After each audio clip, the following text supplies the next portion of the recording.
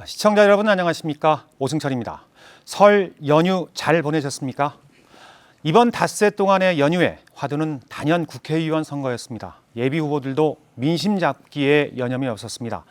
20대 총선이 정확히 62일 앞으로 다가왔는데 이번 선거에서 쟁점이 될 지역 현안과 각 정당의 총선 정책 그리고 선거를 민주주의 축제의 장으로 승화시킬 수 있는 방안에 대해 토론하는 시간 마련했습니다. 토론자 네 분 모셨습니다. 먼저 새누리당 제주도당 대변인을 맡고 있는 김황국 제주도의회 의원입니다. 네, 반갑습니다. 고유기 더불어민주당 제주도당 정책실장입니다.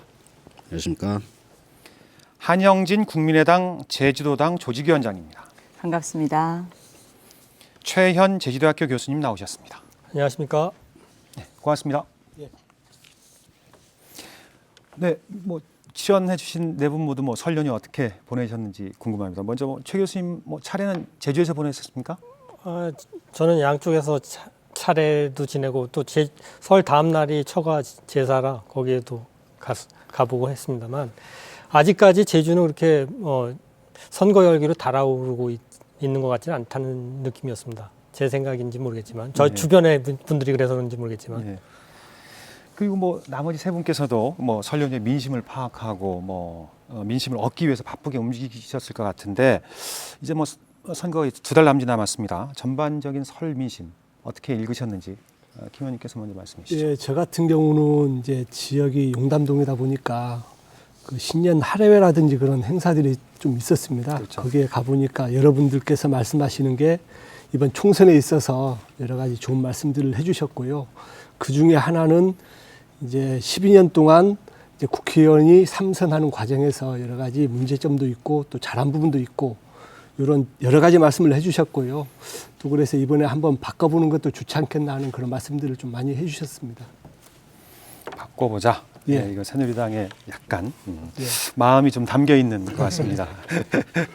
우리 고유기 실장께서는 예. 어땠습니까? 아무래도 늘 이제 선거에 있어서의 변수는 젊은 층의 투표 참여 여부인데 이 젊은 층들의 생각하는 좀 총선에 대해서 이렇게 얘기를 듣는 기회들이 있었습니다. 그래서 적어도 두 가지 측면에서 하나는 이제 총선의 의미와 맞물려서 특히 이제 올 겨울에 제주도 감귤값이 굉장히 안 좋았지 않습니까? 그런데 그렇죠. 사실은 이 감귤 문제가 정책적인 측면에서 기인한 바도 굉장히 큽니다. 왜냐하면 박근혜 대통령께서 공약으로 감귤 명품화 사업 공약을 했는데 그게 거의 폐기되다시피 했거든요.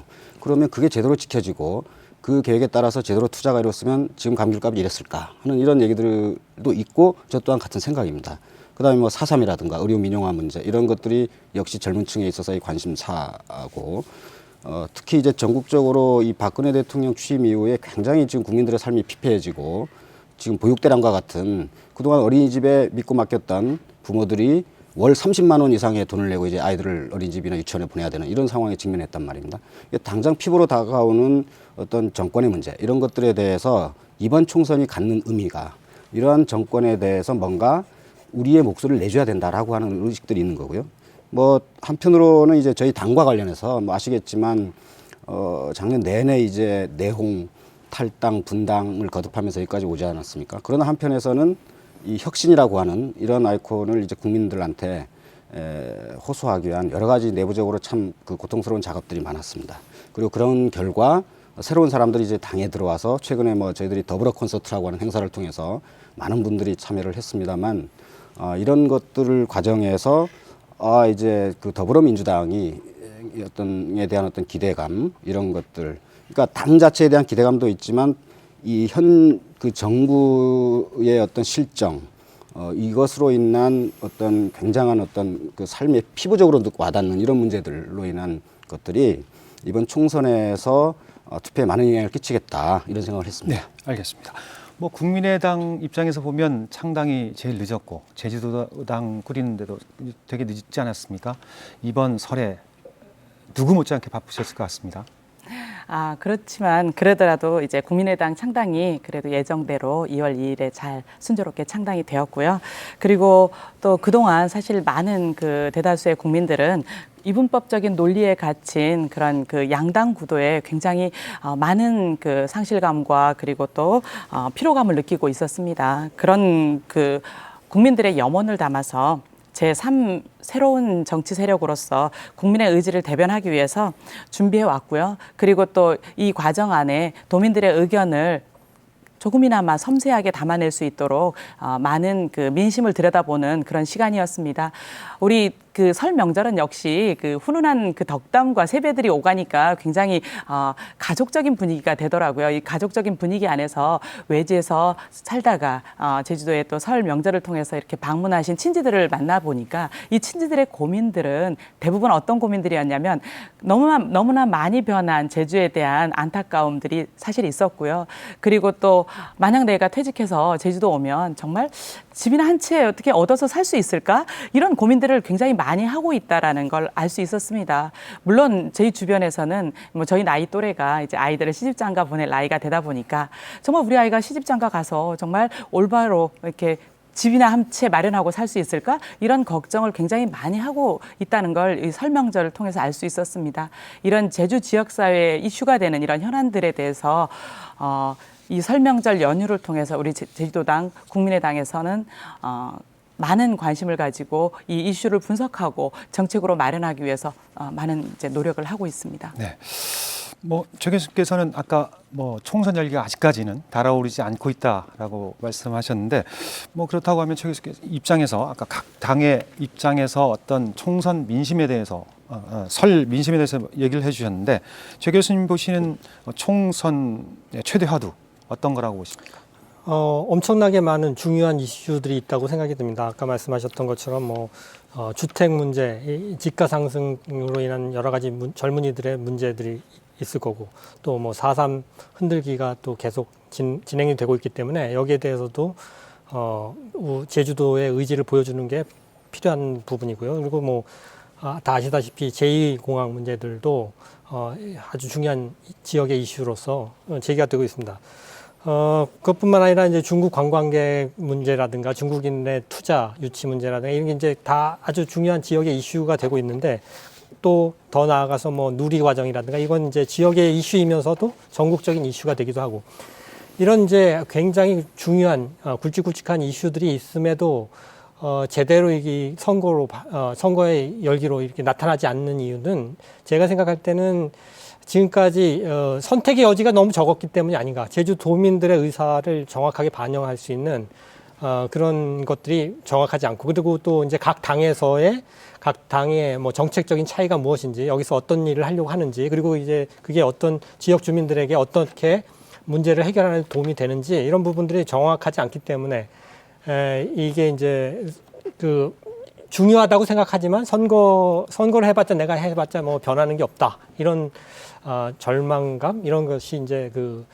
선거 열기로 나타나지 않는 부분이다라고 생각이 들고 이런 부분에서 그러니까 장기적으로는 전체적인 선거 제도 자체를 그러니까 소수 정당이 새롭게 진출을 하고 서로 경쟁 두 당 중에서만 하는 게 아니라 여러 당 중에서 자기 마음에 드는 그리고 새로운 진입 장벽이 있어서 두 당 이외에는 딴 데는 들어오지 못하는 그런 제도가 아니라 언제든지 새로운 아이디어가 있으면 그걸 가지고서 벤처 창업하듯이 새로 정당을 만들어서 새로운 아이디어로 만들면 이게 새로운 사람들에게 호소력을 짓고 더 많은 사람들이 정치적인 관심을 가질 수 있을 부분들이 있다고 생각이 들거든요. 그렇게 돼야지 기존의 정당들도 훨씬 더 그러니까 자기 혁신이라든가 이런 것을 할 수밖에 없는 부분들이 있다고 생각이 듭니다. 요즘에 중앙 정부에서도 중앙당에서도 더불어민주당 같은 경우에 여러 가지 개혁적인 것들을 하려고 노력하는데 이것도 물론 이제 국민의당의 창당이라든가 이런 것과 밀접한 연관이 있다고 생각이 들거든요. 서로 경쟁 관계에 놓이게 되니까 나름대로 노력을 하지 않으면 안 되게 되는데 지금 그런 부분들이 결국 이제 더 정당 간의 경쟁을 확대하고 사람들이 일반 도민이나 주민들에게도 선택의 여지를 넓혀줌으로써 선거 참여를 더 확대할 수 있지 않을까 이런 생각을 합니다. 각 당의 유불리를 떠나서 일려 다야 구도가 투표율을 높이는 데는 도움이 될 것이다. 그다음에 선거 열기를 높이는 데는 도움이 될 것이다. 이런 말씀이시죠? 예. 네, 알겠습니다. 그러면 여론조사 얘기를 빼놓을 수가 없겠는데요. 설을 앞두고 저희 제주 MBC를 비롯한 신문 방송 6개사 그리고 다른 언론 매체에서도 여론조사 결과를 잇따라 발표했습니다. 뭐 선거구별로 보면 각 당 후보들의 선호도 차이는 조금씩 있었습니다만은 공통적인 게 정당 선호도는 새누리당이 훨씬 높고 하지만 후보 선호도 면에서는 더불어민주당 후보에게 밀리고 있습니다. 김 의원님, 이 부분을 어떻게 해석을 해야 할까요? 이번 여론조사 결과는 저는 어느 정도 예상된 결과라고 생각합니다. 지금 12년 된 국회의원이 있습니다. 3선의 국회의원이 있고 그분에 대한 인지도는 저는 제주도민들은 다 알고 있으리라고 봅니다. 그럼에도 불구하고 그 지지도에 있어서는 10%에서 20%대에 머물고 있습니다. 물론 여러 가지 지금까지 해왔던 사업들도 많이 있고 그런 정책적인 부분도 있지만 이 부분 자체가 제주도민의 민심이자 또 현역 국회의원이 성적표라고 저는 생각을 합니다. 물론 지금 국민의당도 마찬가지고 저희 새누리당 후보도 마찬가지고 무소속 후보도 마찬가지지만 전부 다가 정치 신인들이고 인지도 면에서 떨어질 수밖에 없는 그런 상황이기 때문에 저는 아까도 말씀드렸지만 아까 우리 고유기 그 실장님께서도 말씀하셨지만 여러 가지 문제점이 있습니다. 이런 인지도에서는 물론 저희가 떨어지고 하지만 앞으로 아까 우리 국장님께서 말씀하신 대로 새누리당 지지도가 50% 가까이 육박하고 지금 더불어민주당 같은 경우는 한 20% 정도 내에서 왔다 갔다 하고 있는데 이 자체로 봤을 때만 해도 아까도 제가 말씀드렸지만 제주도민의 정서는 이번에는 한번 바꿔보자. 그리고 12년 동안 고인물에 대해서 새로운 물로 새로운 씨를 뿌려보자. 이런 측면에서 저는 더 열심히 하면 좋은 결과가 있지 않을까 그런 생각을 하고 있습니다. 네, 뭐 비례대표도 있긴 합니다만은 어쨌든 간에 총선은 한 표라도 더 이긴 후보가 당선되는 게 아닙니까? 그렇지만 뭐 더불어민주당 입장에서 보면 현재까지 후보 지지도는 1위지만 불안하지 않을까 뭐 이런 생각이 듭니다. 말씀하신 대로 이렇게 3선 현역 의원들에 대한 피로감 뭐 이런 것들을 지금 말씀하시는 것 같고요.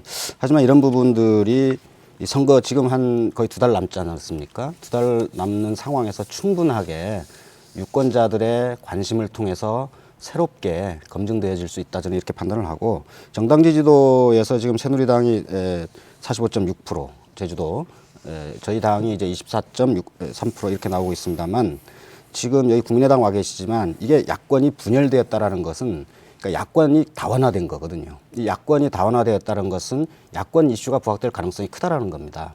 그런 과정에서 이러한 부분들이 선거에 미치는 영향을 두고 볼 때 정당 투표에 미치는 영향이 크겠다. 그다음에 또 하나 측면은 제주도의 인구 변동입니다. 제주도에 있어서 지금 거의 10만에 가까운 새로운 그 귀농 기촌하신 분들이 계시지 않습니까? 그리고 저희들이 파악하기로 이분들의 성향이 대체로 야권의 성향이고 진보적인 성향을 갖고 계십니다. 그래서 이분들이 더구나 지역에서 인물에 대한 투표보다는 정당에 대한 투표에 나서실 분들이기 때문에 저희들이 그런 부분에 대한 기대감이 있고요. 지금 인물 그 선거 면에서 지금 저희 당이 이제 모두 1위를 하고 있는 것은 지금 현역 국회의원 두 분의 의정활동 자체가 그걸 검증하고 있습니다. 이미 뭐 아실 분들은 아시겠지만 의정활동 면에서 전체 299명의 국회의원 중에서 1위를 달리고 있는 의원들이거든요. 그 다음에 새롭게 도전하는 우리 후보들 같은 경우에도 이미 도의원 재선 3선을 통해서 충분히 능력을 검증받은 분들이 지금 다시 도전을 하고 계신 겁니다. 그래서 사실은 이게 인물 중심의 선거라고 하는 제주도의 특성도 있겠지만 한편에서는 그 사람이 갖고 있는 후보자의 능력, 이미 검증되어진 능력이 있는데 여기서부터 저는 출발을 할 것이다. 그렇다면 인물 선거, 정당 선거 모든 면에서 저희들이 충분히 경쟁력을 가지고 이번 선거를 치러나갈 수 있다 이렇게 생각을 하고 있습니다. 네, 알겠습니다. 뭐 국민의당 후보 그리고 정당 지지도가 새누리당이나 더불어민주당에 비해서 낮은 편인데요. 앞으로 올라가겠죠? 당연히 올라가야 되겠죠. 이 선거라는 속성이 좀 그런 것 같아요. 사실은 이제 현 정권에 대한 평가가 이게 기본적인 선거의 속성이라고 한다면 제주도는 좀 다른 관점에서 봐야 될 것 같습니다. 아까도 말씀해 주셨다시피 12년간 삼선하신 의원들 뭐 그동안 잘하셨지만 의원들이 계시다 보니까 이 현역 국회의원들에 대한 평가가 동시에 이루어지고 있는 선거가 되고 있죠. 그러다 보니까 총선 민심은 사실은 물론 잘하고는 있지만 뭔가 새로운 정치 신인들이 등용할 수 있는 그런 제약이 되고 있지 않나 이런 요구도 굉장히 많고요. 그리고 또 뭔가 변화와 개혁에 대한 이런 그 도민들의 욕구가 상당하다라고 전 느꼈습니다. 그 왜 그러냐면 작년 JTBC SMBC하고 그리고 리얼미터에서 여론조사를 했더라고요. 그 결과, 그 여론조사의 결과가 현역위원회 교체 지수가 무려 61%나 그렇게 나타났더라고요. 물론 응답자의 61%입니다만은 이런 지수가 실제로는 많은 후보들이 현역 의원들의 교체를 주장하면서 지금 대거 지금 양당에서 많은 후보들이 이미 나타나서 경쟁 구도를 벌이고 있지 않습니까? 이런 모습 자체가 이미 이런 여론조사 결과를 보더라도 절대 강자는 아무도 없다라고 지금 느껴지고 있는 그런 실정입니다. 그럴 뿐만 아니라 또 이제 저희 당의 후보 같은 경우에는 사실 2월 2일 창당을 하고 그리고 또 그날 입후보를 했습니다. 사실 여론조사에 사실 크게 그렇게 미미하게나마 이렇게 뭐라고 해야 될까요? 영향력을 줄 수 없는 시점임에도 불구하고 사실은 많은 지지를 받았다라고 저는 생각을 하고 있고요. 그리고 한 달 뒤쯤 되면 아마 우리 당의 후보가 당선권에 진입하는 그런 상황이 분명하게 나타날 것이다라고 그렇게 예측하고 있습니다. 네, 어쨌든 간에 뭐 지금 시점에서 나온 여론조사 결과는 뭐 각 당의 유불리를 따지기가 어려울 것 같고 그다음에 아까도 말씀하셨지만 절대 강자를 가리기도 쉽지가 않을 것 같습니다. 뭐 최 교수께서는 최근 여론조사 결과에서 뭐 주목해야 할 점, 또 유권자들에게 시사하는 점 어떤 거라고 보십니까? 예, 저는 사실 사회조사 실습도 뭐 가르치고는 있는데 그 현재의 응답률은 17% 뭐 이렇게밖에 안 되거든요. 네. 전화 응답이든 뭐 이런. 그래서 그걸로 그 통계를 한다는 게 어떤 의미가 있는지 사실 잘 모르겠어요. 제가 아는 바로는 그걸로는 정확한 통계 수치를 얘기할 수 없는 부분이기 때문에 이게 전체적인 흐름 정도를 짐작할 수 있을 뿐이지 실제적으로 얼마만큼 그게 정확하게 반영을 하는지는 미지수라고 생각을 하거든요. 그래서 실제로 조사 결과들도 서로 들쭉날쭉해가지고 제가 이제 말씀드리는 게 이제 그냥 기후가 아니다 이런 것들을 보여준다고 생각이 들고, 그러니까 전체적인 뭐 흐름 이런 부분에 대해서만 이해할 수 있을 거지만 정치는 생물이라고 하는데 몇 달 사이에 급격하게 변할 수 있는 부분들이 있다고 생각이 들어요. 제일 중요한 것은 이제 물론 이제 기존에 워낙에 현재 정치 시스템에서는 자신을 부각시킬 수 있는 시스템이 안 돼 있기 때문에 기존에 국회의원을 하고 계신 분이나 이런 분들에게 유리하게 국면이 전개가 되는 게 불가피한 일이라고 생각을 합니다. 시작은. 네. 그렇지만 이게 어떤 방향으로 나갈지는 그러니까 현재에 있어서의 그 여론조사만으로는 확실히 알 수 없다. 네, 그렇죠. 그 짧은 시간 내에 급격한 변화가 있을 수 있다. 그러니까 서로 열심히 노력하고 뭘 하려고 하는지 정확하게 도민들에게 각 당에서 각 후보자들이 뭘 하려고 하는지를 정확하게 인식시키는 게 중요하지 않겠는가 이런 생각을 합니다. 네. 어쨌든 간에 뭐 각 후보 진영에서 보면 뭐 설 앞두고 그 문자라든가 SNS 통해서 그 여론조사 결과를 유리하게 해석해서 뭐 홍보를 벌였는데 여론조사가 난립되면서 어떻게 보면 후보에 대한 자질 검증, 정책 검증은 약간 뒷전으로 밀린 게 아닌가라는 생각도 듭니다. 뭐 최 교수님 그 부분에 대해서 어떻게 보십니까? 선거 문화나 투표율에는 긍정적일까요? 어떻게 보십니까? 그거 자체로서는 뭐 문자 보내고 이런 거 가지고 투표율이 높아진다든가 그런 생각은 안 들고요. 여론조사의 난립이라고 볼 수 있죠. 여론조사가 난립되는 것도 아까 말씀드린 것처럼, 그러니까 사실은 이제 엄격하게 얘기하면 신뢰도 몇 %에 뭐 오차는 얼마다 이런 얘기를 하려고 하면 사실 응답률이 80% 이상이 돼야 됩니다. 그래야지 그 표본 추출하는 것에 의미가 살아나는 건데 현재로서는 여러 가지 보정을 하고는 있지만 그게 정확하게 할 수 있는 것이 아니기 때문에 항상 이제 여론조사의 결과와 선거 결과가 다르게 나타나는 경우들이 많이 있는 것이죠. 출구조사 이게 이제 가장 정확하다라는 거고, 그 이전에 하는 조사 같은 경우에는 응답률이 워낙에 떨어지기 때문에 그렇게 신뢰할 수는 없는 것이라고 생각이 들고 누구나 안심할 수 있는 건 아니라고 생각이 듭니다. 그러니까 오히려 이제 이게 대세를 장악했다라는 식으로 해서 이렇게 분위기를 몰고 가려고 하는 부분들이 생기는데 유권자들은 거기에 대해서 너무 좌우될 것이 아니라 어떤 후보, 그러니까 우리의 요구를 관철시키는 후보가 누군지를 정확하게 판단하는 게 아주 중요하지 않을까 생각을 합니다. 네, 알겠습니다. 뭐 지금까지 이 후보로 예비 후보로 등록한 사람들을 보면 제주시 갑이 10명, 그리고 뭐 나머지 선거구에도 9명, 8명, 그리고 약간 후보군에도 약간 변동이 있습니다. 그 경선을 앞두고 뭐 무소속으로 등록했던 장정현 후보가 새누리당에 입당했고, 다음에 서귀포 선거구의 김중식 후보가 오늘 사퇴를 했습니다. 경선을 앞두고 후보군의 변화가 나타나고 있는데요. 뭐 새누리당과 더불어 새누리당뿐만 아니라 민주당의 경우에도 절대 강자가 없었습니다. 그 공천을 앞두고 누구도 낙관할 수 없는 상황인데요. 본선보다 예선이 더 뜨겁다라는 얘기까지 나오고 있습니다. 이제 각 정당별로 공천 윤곽이 어느 정도 들어왔는데, 김 의원님, 새누리당 공천 일정이 오늘부터 시작됐죠? 예, 지난 2월 6일 그 중앙당 공천관리위원회가 구성이 돼 있습니다. 돼 있었고 오늘부터 16일까지 이제 후보 공모를 지금 할 계획입니다. 아까도 국장님께서 말씀하셨지만 지금 이 60일이 어찌 보면 후보자들에 있어서는 피말리는 시간일 겁니다.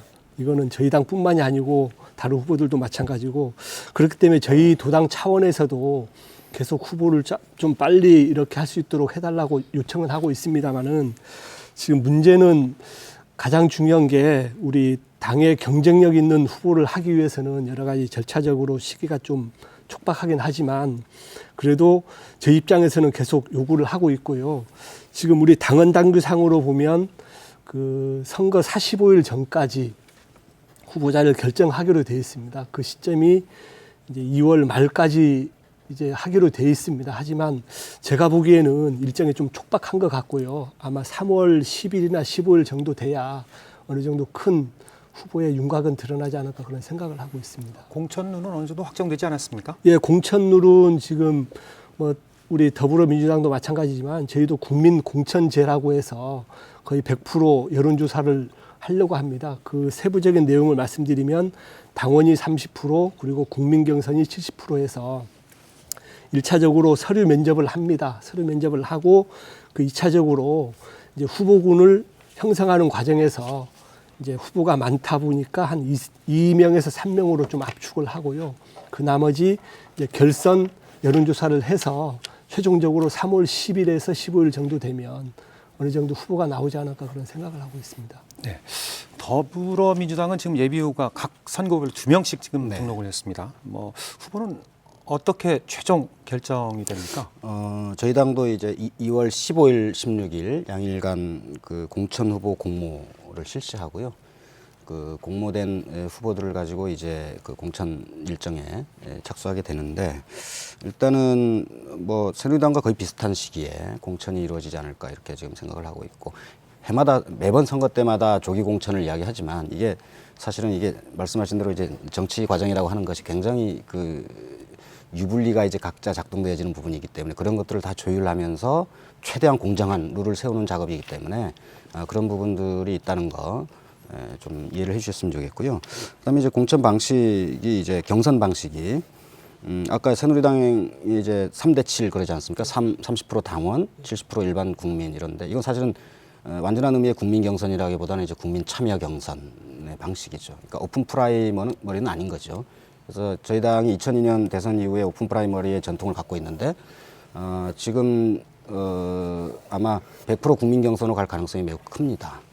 그래서 안심번호를 부여한 그 안심번호제에 의한 그 100% 국민 경선 가능성이 크고요. 다만 후보자 간의 합의에 의해서 예를 들어서 새누리당처럼 이제 국민 참여 경선을 권리당원 30%, 그다음에 일반 당원을 포함한 국민 70% 뭐 이런 방식으로 아마 그 이루어질 가능성이 크고요. 지금 비상대책위원회가 구성이 되어 있기 때문에 비상대책위원회 차원에서 구체적인 경선 룰이 더 논의되어지지 않을까 이렇게 생각을 하고 있습니다. 네. 국민의당 경우에는 지금 제주시 갑을 선거구에 1명씩 그 예비후보 등록이 돼 있는데, 그렇다고 하면 뭐 단독 출마기 때문에 공천이 확정이 되는 건가요? 그리고 또 한 가지 서귀포 쪽 후보는 내실 건지도 관심사입니다. 네, 일단 뭐 서귀포 지역 후보도 내려고 최선을 다해서 노력을 하고 있고요. 이제 뭐 어느 정도 윤곽이 잡히면 아마 이제 공식적으로 발표할 수 있도록 그렇게 할 것이고요. 사실 그 단독 후보기 때문에 공천 심사 없이 그냥 가지 않을까 이런 건 없습니다. 왜냐하면 꼭 그렇게 볼 수 없는 게 이제 추가로 나올 가능성도 물론 있고요. 그리고 단독 후보라고 하더라도 또 그 당원 자격 심사 그리고 공천 적격 심사 이런 그 심사 과정을 통해서 매우 개혁적이고 그리고 또 양심적인 후보를 내기 위해서 당 차원에서 굉장히 그 내부 방침이 이미 마련되어 있습니다. 그래서 이 과정을 통해서 아마 검증 절차를 거치고 이제 후보가 공천이 될 거라고 생각합니다. 검증을 거칠 거라고 생각합니다. 하신다는 말씀이시죠? 네. 네, 알겠습니다. 뭐 예비 후보 제도를 보면 뭐 정치 신인들에게는 자신을 알릴 수 있는 아주 좋은 기회인 반면에 선거 일기가 조금 뭐 조기에 과열되지 않느냐라는 그런 지적들도 있습니다. 최 교수님, 어쨌든 간에 어떤 각 당의 공천룰이 어느 정도는 아는데요. 뭐 보면 공정한 경선이 되기 위한 뭐 선행 조건이라든가 아니면 후보자 검증에 있어서 가장 중요한 점 어떤 거라고 보십니까? 제가 생각할 때는 원래는 정당이 완전한 오픈 프라이머리로 하는 건 바람직하지 않다고 생각을 합니다. 왜냐하면 정당은 각각의 그 자신의 입장이 있는 거기 때문에 그걸 가지고서 국민들에게 호소를 하는 것이라고 생각이 드는데, 문제는 지금까지 이게 이제 어떤 뭐 계파에 의해서 좌우된다든가 이런 문제가 있었기 때문에 현재 그 한국 사회에서는 이걸 이제 오픈 프라이머리를 하는 것이 더 민주적인 것처럼 얘기가 되고 된 그런 부분들이 있고, 또 한편 그게 이제 이해가 되는 부분이긴 한데요. 미국의 경우를 봐서 그런 거 아닌가요? 예. 그렇긴 하지만 이제 거기서도 정당에서, 그러니까 어떤 부분은 이제 정당에서 후보자들을 결정하는 부분들이 또 있거든요. 근데 그러니까 이런 것들이 이제 제대로 안 되는 것은 오히려 그 어떤 사람들이 정당이 제대로 그 새로운 정치인들을 키우는 메커니즘이 제대로 갖춰지지 않았기 때문에 그런 것이 아닌가라는 생각을 저는 합니다. 그러니까 사실은 이제 자신의 정당 정책이라든가 정당의 방향, 추구하는 바에 맞는 그런 인재들을 발굴을 하고 그 사람들이 계속 성장을 시켜줘야 돼. 가만히 있는다고 해서 다 알려지는 건 아니니까 좋은 사람이 있더라도, 그러니까 우리는 그냥 선거라는 게 인기 투표를 하는 게 아니지 않습니까? 그리고 정당은 더더군다나 그런 것이고요. 그러니까 뭐 당선될 가능성이 큰 사람만 공천을 해주는 게 아니라 그 사람이 정당하고 올바른 입장을 가지고 있고, 그래서 우리 정당의 정책을 실현할 수 있다. 이런 것 때문에 그 후보자를 내는 것이기 때문에 그런 사람을 발굴해서 그 사람들이 시민들이나 도민들에게 알려질 수 있는 기회를 적절하게 제공을 해줘야 된다고 생각이 듭니다. 근데 이런 부분들이 현재는 제대로 잘 이루어지지 않고 있기 때문에 우리나라의 대부분의 정당에서 그런 것들이 잘 이루어지지 않고 있기 때문에 다양한 시민운동이라든가 혹은 그 사회봉사 활동들을 통해서 그 만들어진 훌륭한 인재들을 부각시켜주고 그 사람들이 더 훈련을 받을 수 있는 그런 정치적인 기회들을 제공해주고 하는 그런 것들이 제대로 자리를 잡아야 그러니까 이제는 이제 뭐 그냥 오픈 프라이머리 이런 것이 아니라 정당이 공천을 하더라도 정말 그 정당의 입장을 대변하고 전체 국민들을 위해서 능력 있고 또 도덕성도 갖춘 그런 분들이 될 수 있는 것이기 때문에 그런 시스템을 오히려 좀 더 빨리 마련을 하고, 그다음에 그 기존의 사람들이 계속 정치를 할 수 있는 기성 정치인들만이 할 수 있는 것이 아니라 새로운 사람들이 계속 그 수혈이 될 수 있도록 하기 위해서는 그러니까 선거 기간이라든가 이런 부분을 오히려 더 늘려서, 지금은 문제가 되는 게 과열이 돼서 문제가 아니라 투표율이 너무 떨어져서 문제고, 무관심, 그리고 뭐 깜깜이 선거라고 얘기하는 거죠. 이 사람이 도대체 뭘 하려고 하는지 잘 모르고 선거에 임하는 것들이 더 문제가 되기 때문에 오히려 선거를 더 자유롭게 할 수 있고 기간도 늘려주고 하고, 그다음에 이제 그 정치 신인들이 부각될 수 있는 여러 가지 정치적 기회들을 제공해 주는 게 더 바람직하지 않겠나라고 생각을 합니다. 사실 우리나라의 경우는 뭐 미국의 오픈 프라이머리 같이 모든 국민들이 참여해서 그 예비 후보들을 알릴 수 있는 게 아니라 어쨌든 간에 뭐 여론조사 방식으로 그 최종 후보를 결정하지 않습니까? 그런 면에 있어서는 조금 최종 후보 결정이 늦은 게 아닌가라는 좀 생각이 들고요. 아직까지 또 선거구도 획정 확정되지 않지 않았습니까? 그런 부분에 있어서 예비 후보자들도 걱정이고 늦게 후보들이 결정되다 보니까 후보에 대한 검증, 정책 검증을 할 시간이 유권자 입장에서는 아주 줄어들 것 같습니다. 뭐 그런 부분을 지적해 주셨는데 혹시 뭐 제주도당의 경우 뭐 새누리당이나 아니면 더불어민주당, 뭐 국민의당 같은 경우는 뭐 중앙당과 하고 조금 다른 방식, 특화된 방식의 공천 룰을 적용하는 건 혹시 있나요? 저희 새누리당 같은 경우는 이 국회의원 선거에 있어서는 전적으로 중앙당 공천관리위원회에서 이렇게 룰을 정해서 그게 맞는 경선 과정을 치르고 있습니다. 그래서 제주도당 차원에서 할 수 있는 그런 가중치라든지 이 부분은 없고요.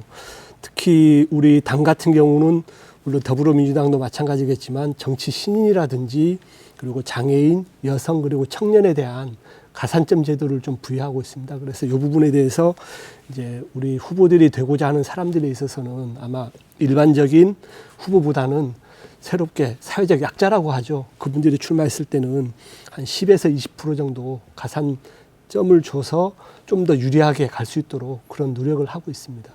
더불어민주당도 비슷한가요? 뭐 어차피 국회의원이란 제도 자체가 국정과 관련된 입법을 담당하는 그 기구이기 때문에 중앙당 공천을 하는 게 맞다고 보고요. 다만 이제 지역의 대표자라고 하는 성격도 있기 때문에 특히 이제 저희 민주당 같은 경우에 지난 혁신 과정에서 중요한 방향 중에 하나가 이제 분권 정당화라고 하는 게 있었거든요. 그래서 앞으로 이런 공천 과정에서 지역 유권자 좀 지역 당원들의 의견이 반영될 수 있는 이런 구조를 만들어가는 이런 방향으로 가지 않을까 이렇게 생각을 하고 있습니다. 네. 뭐 국민의당 입장에서도 보면 후보 물색을 지금 서귀포 지역구에서 하고 계시지 않습니까? 어떤 점에 좀 중점을 두고 아니면 지역석을 좀 살릴 수 있는 그런 후보들을 좀 염두에 두고 계신가요? 당연하죠. 왜냐하면 뭐 지금까지 그 양당 구도에 지친 우리 그 도민들에게 좀 더 제3의 세력으로 정치 세력으로 성장할 수 있는 그런 혁신적이고 개혁적인 인물을 뽑아서 도민들에게 좋은 정책으로 다가가고 그리고 또 그 좋은 정책을 밑바탕으로 해서 우리 후보를 제대로 알리고 그리고 또 이 후보들의 됨됨이를 살펴볼 수 있도록 그렇게 과정을 이끌어 나가려고 준비하고 있습니다. 아마 지금 서귀포는 아직 그 물밑 작업이 지금 하는 중이어서 나타나지 않고 있지만 제주시 갑과 을 지역의 후보들은 지금 새로운 정책과 그리고 또 도민들이 관심 갖는 이슈를 위해서 많은 고민들을 하고 있는 것으로 알고 있습니다. 조 교수님, 뭐 지금 중앙당에서 일괄적으로 만들어내는 어떤 틀을 바꿀 수 있는 방법은 없을까요? 뭐 상향식 공천이라든가 아니면 제주도 당, 지역 당별로 할 경우에 어떤 지역의 특성을 반영한 지역 민심을 더 잘하는 후보를 만들어낼 수도 있지 않을까요? 어떻습니까? 제 생각에는 지역 당을 만들어야 되겠죠. 만약에 그렇다면은. 그러니까 아까 고유기 정치실장께서 말씀하신 것처럼 그 국회의원은 지역의 대표이면서도 또한 그 국정 전체에 대해서 감시를 한 부분들이 있기 때문에 그러니까 단순하게 지역 대표가 아닙니다. 사실 그게 이제 현재 선거제도의 아주 중요한 문제인데 모든 지역 그러니까 비례대표는 물론 있긴 하지만 뭐 5분의 1 정도밖에 안 되는 거고 대부분의 경우는 지역에서 뽑는 지역구 대표들이기 때문에 그러니까 지역 개발 이슈나 이런 것들에 매몰될 수밖에 없거든요. 그러니까 그런 문제들이 있기 때문에 지역의 의사를 반영하는 것도 맞는데, 그러니까 사실 이제 비례대표가 훨씬 더 늘어나야 된다고 생각이 들고 지역의 대표들은 진짜 정말 지역의 의사를 대변하는 그런 사람들로 만들어 나가는 게 필요하고 비례대표를 통해서 이제 전국적인 그런 하향식 공천을 하든 뭐 이게 적절한 인물 그 정책에 대해서 전문가들을 또 한편으로는 각각의 계층이나 소수자들의 입장을 대변할 수 있는 것들을 조화시켜야 되는데 현재는 이게 안 되는 부분이 있기 때문에 그러니까 지역의 대표이면서 또 이제 어떤 그 중앙의 문제를 함께 다뤄야 되는 이런 것들이 생기기 때문에 서로 문제가 되고 뭐 사람들이 뭐 지역 개발 이슈만 가지고 얘기를 한다 이런 얘기를 하는데 선거 제도가 그렇기 때문에 불가피한 부분들이 있습니다. 그걸 해야 당선이 되거든요, 실제로. 그런 점을 볼 때는 이제 이 전체를 바꿔야 필요가 있는 것이지 그러니까 각 정당에 대해서 뭐 상향식 공천을 상향식 공천을 다 받아라, 하향식 공천을 하지 마라, 이렇게 얘기하는 것은 문제를 결코 해결할 수 있는 방안이 아니지 않는가 생각을 합니다. 다만 이제 그런 건 있습니다. 예를 들어서 중앙당이 각 그 중앙당 차원에서 지역 공약을 발표하지 않습니까? 그러니까 민주당 중앙당이 제주도 공약을 발표합니다. 그 공약은 중앙당이 책임을 져야 되는 겁니다. 그 공약은 철저하게 제주도당에 의해서 그 만들어진 것을 토대로 할 수밖에 없는, 왜냐하면 제주도를 가장 잘 나는 것은 제주도당이거든요. 뭐 다른 정당도 마찬가지죠. 그런 점에서는 이제 그 선거 시기에 정책을 구성하는 부분에 있어서는 각 지역 시도당의 역할이 가장 결정적이다, 이렇게 말씀드릴 수 있습니다. 네, 알겠습니다. 그러면 뭐 투표에 미칠 수 있는 지역 현안에 대해서 조금 얘기를 나눠보겠습니다. 뭐 벌써부터 예비 후보들이 제주와 관련된 공약들을 쏟아내고 있습니다. 뭐 유권자들에게 눈도장을 미리 찍고 당의 공천을 받기 위해서 피말리는 선거전을 벌이고 있는데요. 아까 뭐 최 교수님께서 뭐 이번 총선에 이슈가 될 만한 지역 현안 몇 가지를 꼽아주셨는데 그 가운데 4.3이 있었습니다. 4.3 관련 사안들이 어찌 보면 총선 때마다 튀어나오고 있습니다. 이번에도 조금 크게 영향을 미칠까요? 어떻습니까? 특히 이번 같은 경우는 재심사 문제가 좀 걸려 있지 않습니까? 최 교수님 어떻게 보십니까? 예, 저는 이게 이제 또 중요한 이슈가 될 거라고 생각을 합니다.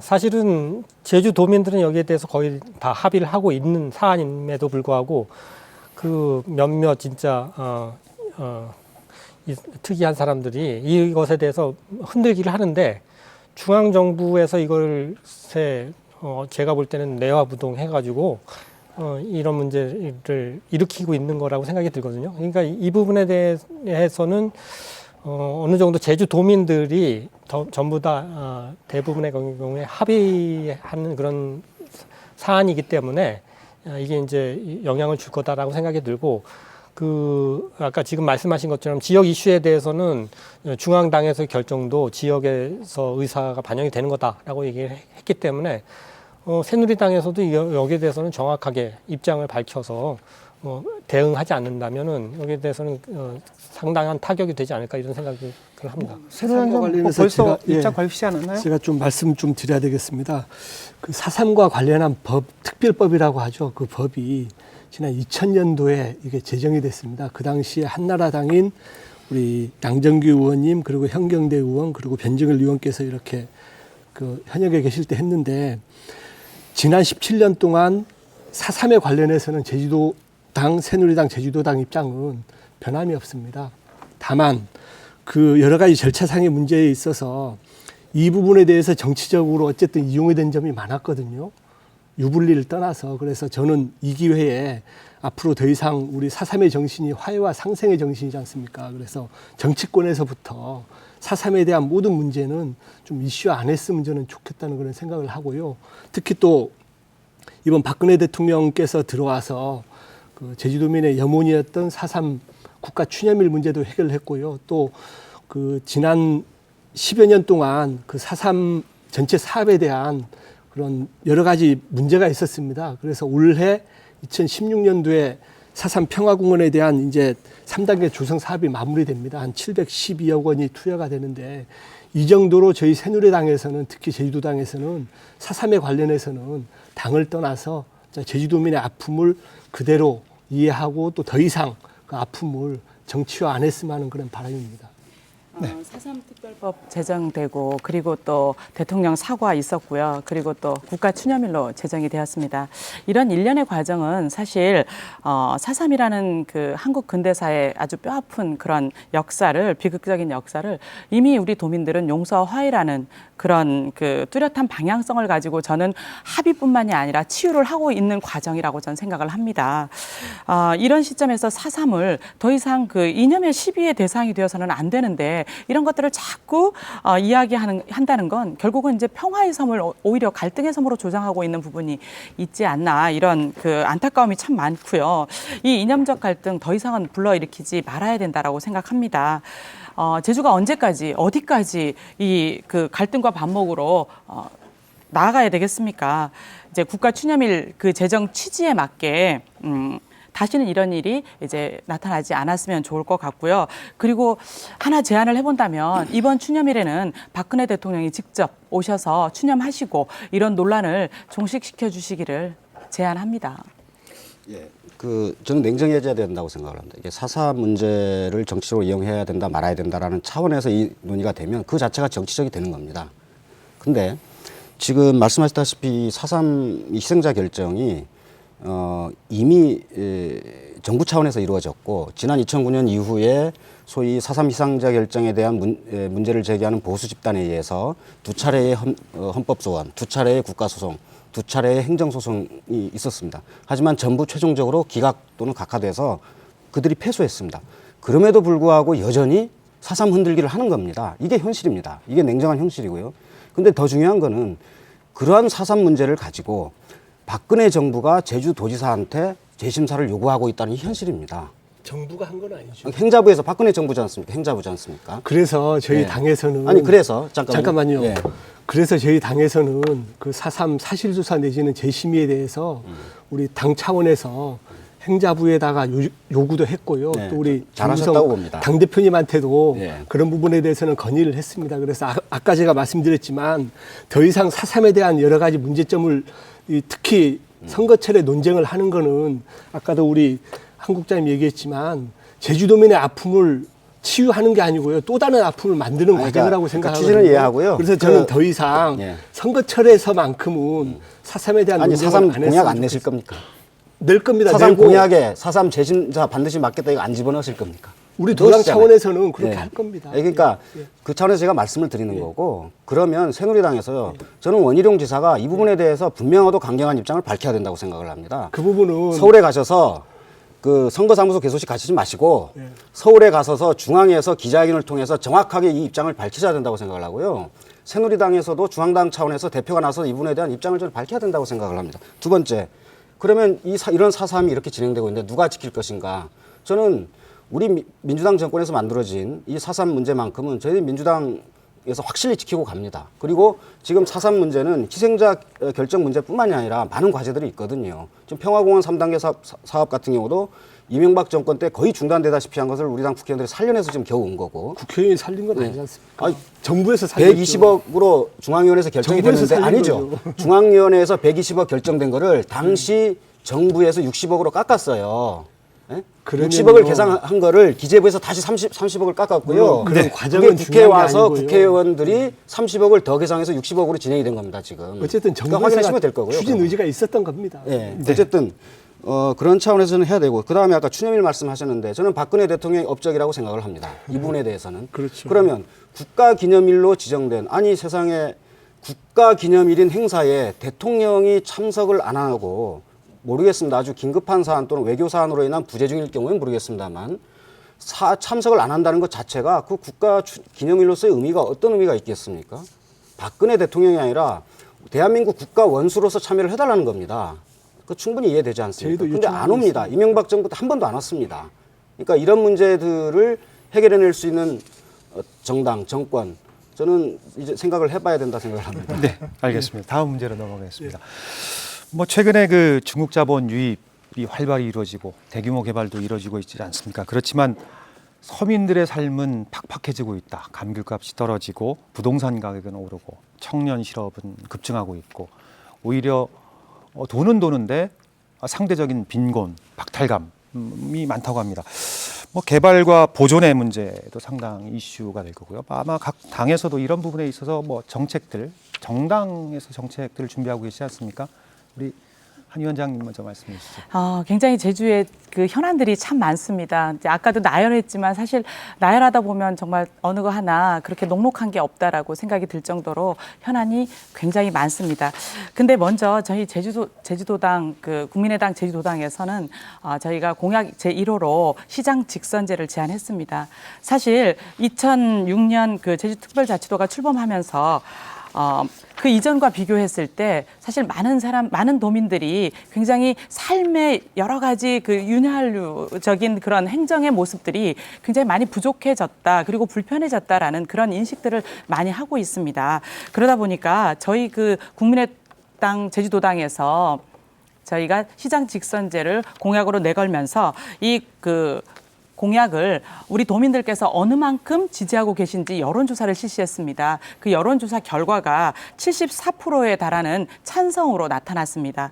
이 찬성의 결과는 결국 촘촘한 제주 지역의 모든 행정적인 부분들을 해나가는 데 있어서 시장 직선제가 해야 될 일이 많다라는 것을 저는 여실히 보여준다라고 생각을 하고 있거든요. 그렇기 때문에 이 시장 직선제가 지금 현재 원희룡 도정에서 처리를 하지 않는다고 한다면 이번 총선에서 저희 당에서 승리해서 반드시 국회 차원에서 저희가 법을 개정하고 시장 직선제를 이루어낼 것이라는 것을 우리 도민들에게 말씀드리고 싶습니다.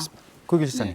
이 시장 직선제는 이제 국회 입법 사항이긴 하지만 도민적 합의가 중요한 사안이고, 그 다음에 이제 시장 직선제와 같은 방법도 있지만 지금 여러 가지 뭐 대동제라든가 제주시 인구가 늘어나면서 구로 개편해야 된다 이런 논의까지 있거든요.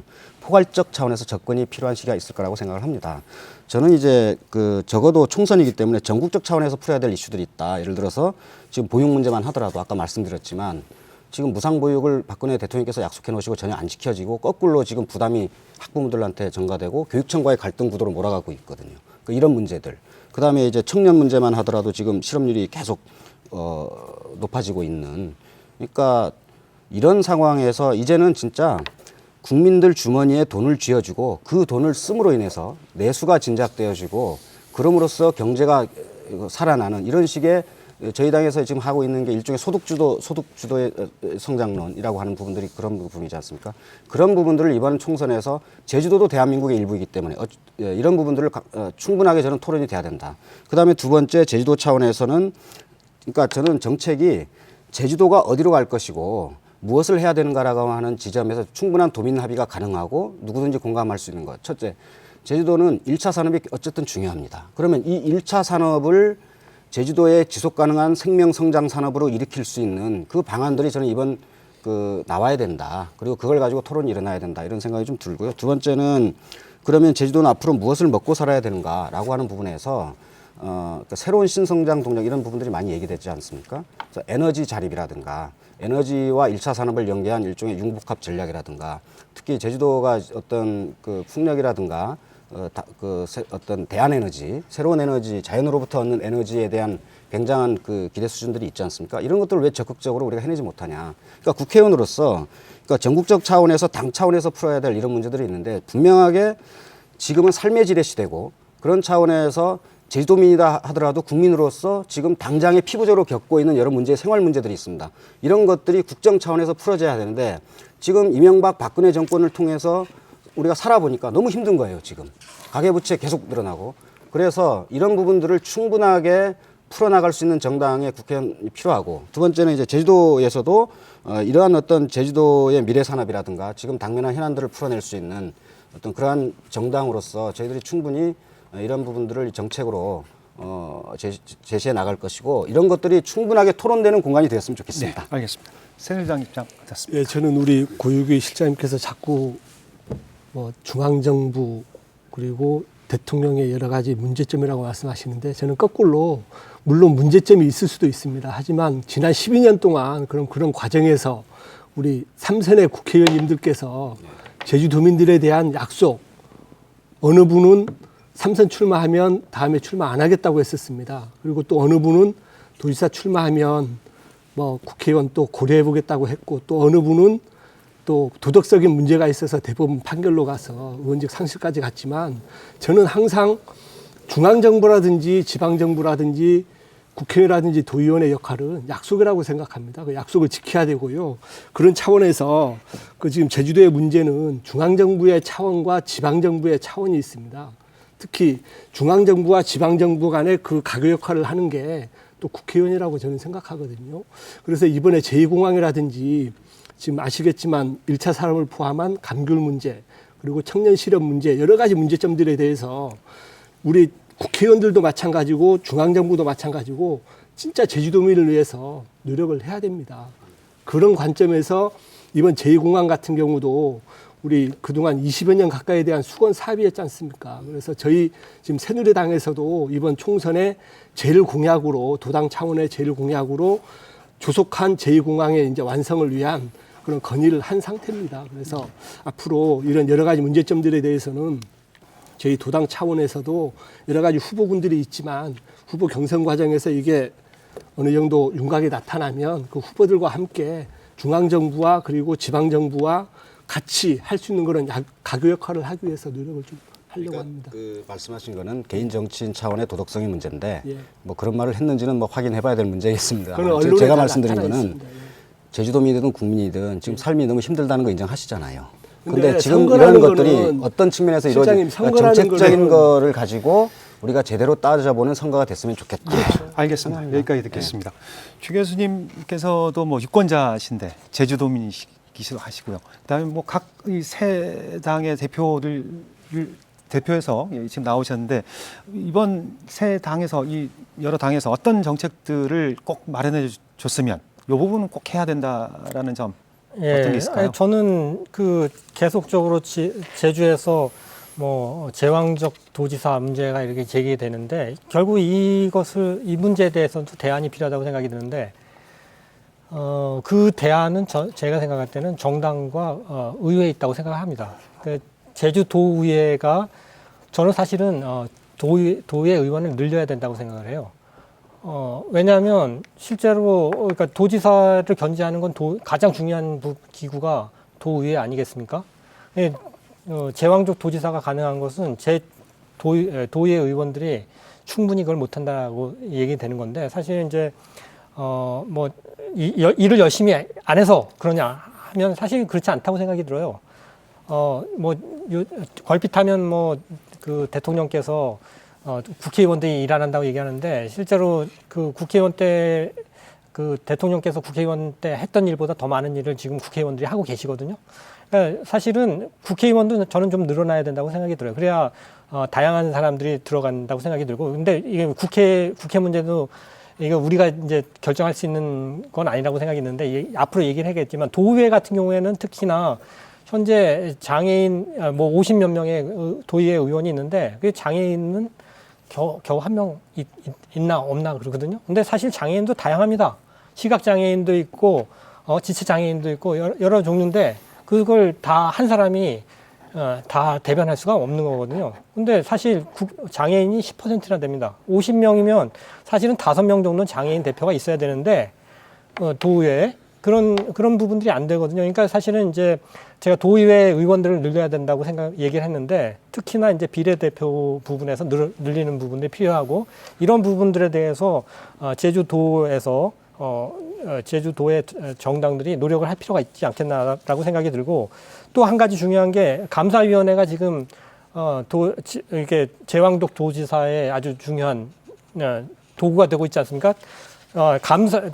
도정을 감시해야 될 감사위원회가 의회 밑에 있어야 되는데 의회 밑에 있는 게 아니라 도지사 밑에 있기 때문에 도지사 눈치 보느냐고 감사도 제대로 못하는 것이죠. 이런 문제들을 그 뭐 원지사께서도 이미 사실 이전에 처음에 지사가 되셨을 때 이게 언급을 하셨는데 이런 것들이 제대로 안 되고 있기 때문에 그 도의 그 각 정당에서 적극적으로 이런 문제들에 대해서 이슈화하고 그걸 해결해 나가야 되지 않겠는가.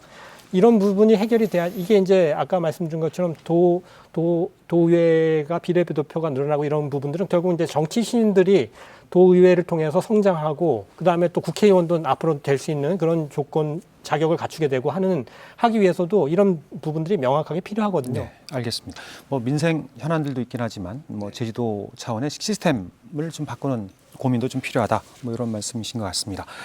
이외에도 지난해 10만 명에 이르는 유입 인구, 그다음에 인력 다야 구도 또 뭐 선거의 변수가 될 것 같습니다.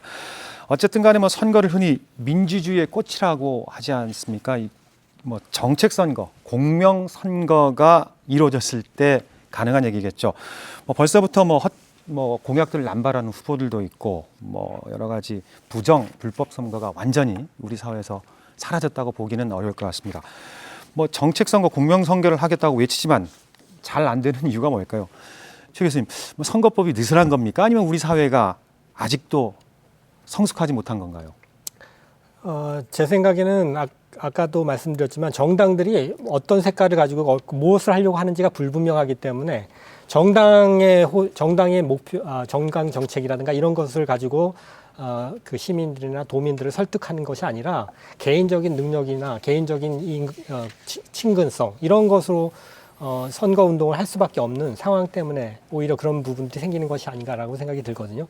그리고 아까도 말씀드렸지만 실제로 그 선거 그 후보자들이 자신을 알릴 수 있는 기회를 가지고 있지 못하지 않습니까? 그러니까 뭐 현역 의원들을 제외하고는 일반적으로 자신을 알릴 수 있는 그런 경로들이 없기 때문에 결국 이제 선거가 닥치게 되면은 개인적인 친분이나 아니면 뭐 조직을 동원하든가 아니면은 금품을 동원하지 않으면은 자기를 알리거나 할 수 있는 그런 방법이 없기 때문에 그런 것이다라고 생각이 들고 말씀드렸던 것처럼 선거를 오히려 오랫동안 그러니까 선거에 준하는 그런 활동을 자기를 알릴 수 있는 활동을 장기적으로 할 수 있는 조건들을 마련해 주는 것이 중요하지 않겠나.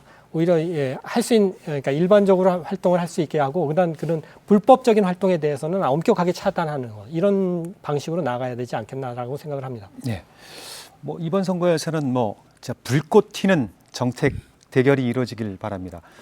새누리당 입장에서도 이런 부분 좀 염두에 두고 계시죠?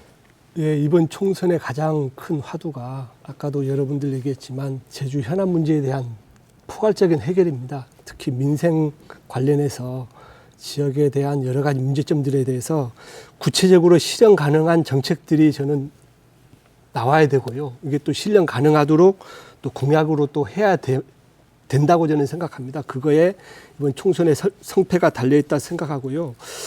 그리고 특히 아까도 얘기했지만 제2공항이라든지 청년 실업 문제 그리고 여러 가지 문제점들에 대해서 저희 당에서도 지난 10월에 공약개발위원회를 가동을 시켰습니다. 그래서 지금 1차 그 공약이 어느 정도 선정은 됐고요.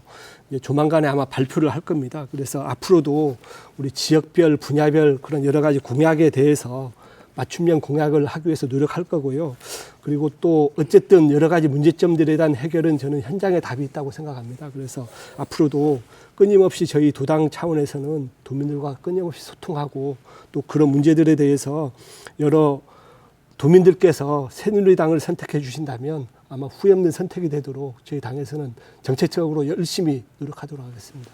더불어민주당 어떻습니까? 일단 선거 시기에 정책 선거라고 하는 거는 저는 평상시에 정당 활동이 제대로 작동이 되고 있는가라고 하는 문제가 가장 큰 이게 연결이 되어진다고 생각을 하고요. 지금 우리나라 정당 체제가 굉장히 저는 허약하다고 생각합니다.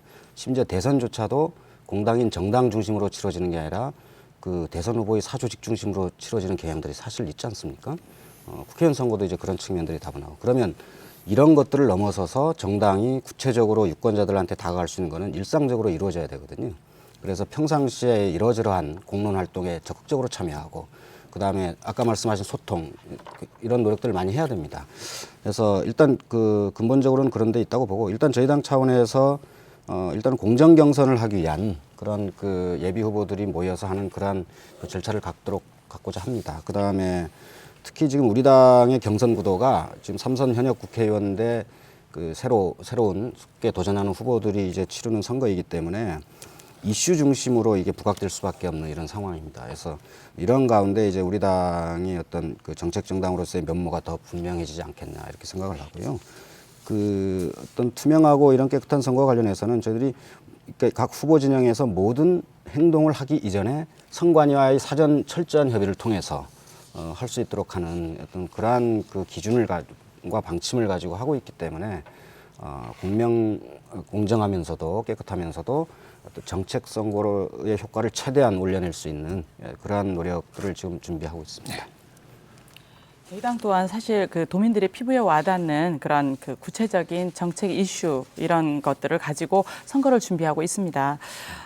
시장 직선제 도입 관련만 하더라도 사실 도당 차원에서 도민들의 뜻이 어디에 있는지 저희가 알기 위해서 여론조사를 실시했고요. 실제로 아마 정당 차원에서 그 지역의 현안을 가지고 정책 이슈화된 부분을 이렇게 여론조사화해서 그 결과를 데이터를 삼고 그 결과를 토대로 해서 뭔가 정책으로 입안을 하거나 아니면 제안을 제시한 이런 경우는 거의 저는 없다라고 생각을 합니다. 이런 그 밑바탕을 두고 이런 부분에 저희들은 늘 밑바탕을 두고 시장 직선제뿐만 아니고 지금 우리 제주도가 갖고 있는 영리병원 개발 정책, 부동산 정책, 그리고 감귤 정책, 그리고 뭐 월동 채소, 뭐 이런 가격 정책, 이런 모든 것들을 좀 더 구체적인 수준에서 대안을 마련하고 제시하고 그리고 또 제주도당에서 정책으로 개발해서 최대한 우리 도민들과 가까이 갈 수 있는 그런 대안을 제시하고자 노력을 하고 있습니다. 네, 알겠습니다. 뭐 벌써부터 당의 공약, 후보자 공약이 나오고 있는데요. 일단 당선되면 일단 말의 성찬으로 끝나는 게 아닌가라는 생각이 듭니다. 최 교수님, 어떤 당과 후보의 공약을 어떤 점에 주안점을 두고 유권자 입장에서 좀 바라봐야 될 것인지, 뭐 그리고 지금 투표율이 계속 낮아지고 있는데 투표율을 높일 수 있는 방법은 없겠는지, 뭐 이 두 가지를 좀 짧게 말씀해 주시죠. 제가 느낄 때는 투표율이 낮아지는 것은 선택의 폭이 좁기 때문이라고 생각이 들고요. 일단은 그리고 또한 선택의 폭에 대해서 얘기하는 이유는 그게 이제 특히 젊은 사람들에게는 기존 상태를 변화시키고자 하는 욕구가 있는데 변화될 수 있는 가능성이 있는지가 중요하다고 생각이 드는데요. 그런 부분들이 보이지 않기 때문에 특히 젊은 세대들의 그 투표율이 떨어지는 것이라고 생각이 듭니다. 그러니까 예를 들자면 그러니까 선택의 여지가 두 개밖에 없을 때는 어쨌든 이제 둘 중에 자기가 마음에 안 들어도 이 둘 중에서 선택을 해야 되는데 그렇게 했을 때 그럼 변화할 수 있느냐, 전체적인 그 상황이 변화할 수 있냐는 것에 대한 확신이 들지 않는 것이죠. 어쨌든 투표를 하러 가야 하는 것은 비용도 들고 시간도 들여야 되는 것이기 때문에 나름대로 확신이 들어야지 갈 텐데, 그러니까 물론 이제 젊은 사람들이 투표를 하지 않는다 이런 것에 대해서만 나무랄 일이 아니라 그 사람들이 하고 싶게끔 하는 그 동기를 부여를 해줘야 되는데 이게 이제 그들이 요구하는 욕구들을 실현해 줄 수 있는 가능성을 제시해 주는 거라고 생각이 듭니다. 그런 점에서 그러니까 이제는 이제 이전까지는 양장제 시스템이 나름대로의 그 중요한 의미를 가져왔던 부분들이 있는데 우리나라 정치사에서 그러나 또 이제 이게 다양성들을 부여를 할 수 있는 이제 3당만이 아니라 4당, 5당이 서로 그 정책을 가지고서 경쟁을 하고 그리고 새로운 뭐 가능성들을 보여줄 때 요즘에 이제 녹색당이나 뭐 이런 당들도 생기고 젊은 사람들이 지지를 하는데 거기 이제 현재 정치 구조에서는 그러니까 안정적인 자리를 차지할 수 없기 때문에 거기에 대해서 투표를 하지 않는 부분들이 생기는 것이라고 생각이 들기 때문에 그런 것들이 결국은 중요한 문제가 되지 않을까 생각을 합니다. 예. 선택의 폭이 좁았던 부분을 사실은 지금 시간이 다 돼가지고 마지막으로 한 20-30초씩 짧게 드리겠습니다. 한 위원장님 먼저 짧게 마지막. 이 선택의 폭이 좁았던 그런 우리 그 선거의 폭을 저희 당이 좀 넓혀 놓지 않았나라는 생각을 합니다.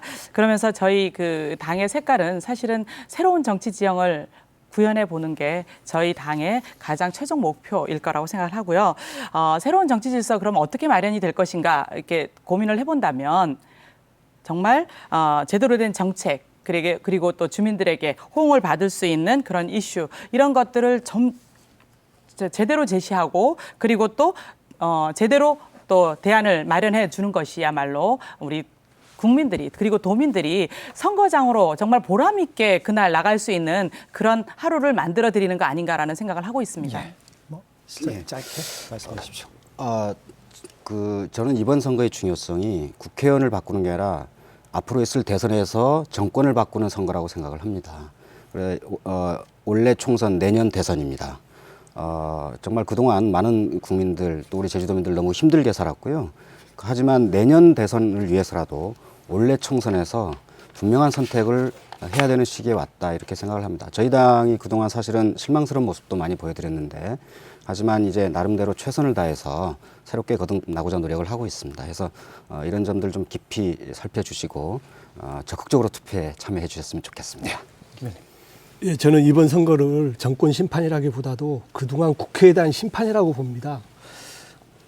투표는 국민의 권리이자 의무입니다. 그럼에도 불구하고 지난 19대 총선에서 54.5%밖에 투표를 안 했습니다. 그 이유 중에 하나가 18대 국회, 동물국회였습니다. 몸싸움하고 서로의 권리만 주장하는 동물국회였고, 그리고 이번 19대 국회, 식물국회, 무능국회입니다. 그래서 저는 이번 기회에 지난 국회를 뒤돌아보고 과연 앞으로 열심히 일할 국회의원이 누군가 그런 걸 판단하는 이번 총선이 됐으면 좋겠습니다. 네, 고맙습니다. 네.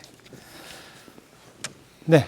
헌법 제1조에 모든 주권은 국민에게 있고 모든 권력은 국민으로부터 나온다라고 명시되어 있습니다. 대의민주주의 체제에서 투표를 하지 않는 것은 스스로 주권과 권력을 포기하는 것이나 다름없다라는 의미입니다. 어떤 후보자가 어떤 정책을 내세우는지 꼼꼼히 살피고 반드시 투표로 평가해야 할 것입니다. 우리의 미래는 정치인들이 좌우하는 것이 아니라 유권자가 만드는 것이기 때문입니다. 시사인단 마치겠습니다. 다음 시간에 뵙겠습니다. 고맙습니다.